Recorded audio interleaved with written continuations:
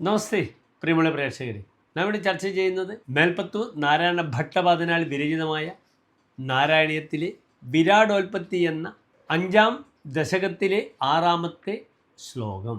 നമുക്കാദ്യമായി പ്രസ്തുത ശ്ലോകം ചൊല്ലിക്കൊണ്ട് ആരംഭിക്കാം.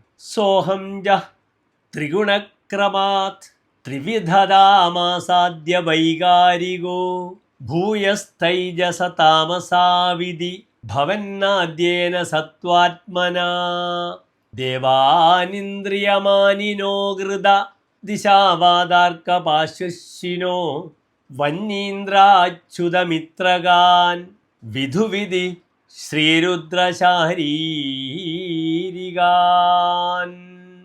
ഇനി ഈ ശ്ലോകത്തിൻ്റെ പദച്ഛേദം ശ്രദ്ധിക്കുക.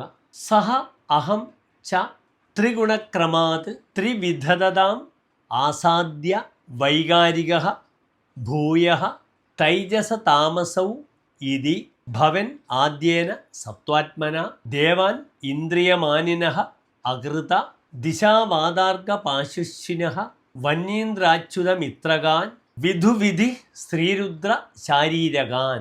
അടുത്തതായി പ്രസ്തുത ശ്ലോകത്തിൻ്റെ അന്വയമാണ് നാം ചർച്ച ചെയ്യുന്നത്. സഹ അഹം ച ത്രിഗുണക്രമാത് ത്രിവിധതാം ആസാദ്യ വൈകാരികഃ ഭൂയസ തൈജസ താമസൗ ഇതി ച ഭവൻ ആദ്യേന സത്വാത്മന ദിശാവാദാർക്കപാശുഷിനഃ വന്യീന്ദ്രാച്യുതമിത്രകാൻ വിധുവിധി ശ്രീരുദ്ര ശാരീരകാൻ ഇന്ദ്രിയമാനിനഃ ദേവാൻ അകൃത.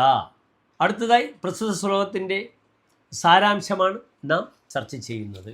ഇപ്രകാരം സംജാതമായ അഹം തത്വം 3 ഗുണങ്ങൾക്കൊത്ത് 3 രൂപങ്ങൾ പ്രാപിക്കുകയും പിന്നീട് വൈകാരികം, തൈജസം, താമസം എന്നീ 3 ഭേദങ്ങൾ കൈകൊള്ളുകയും ചെയ്തു.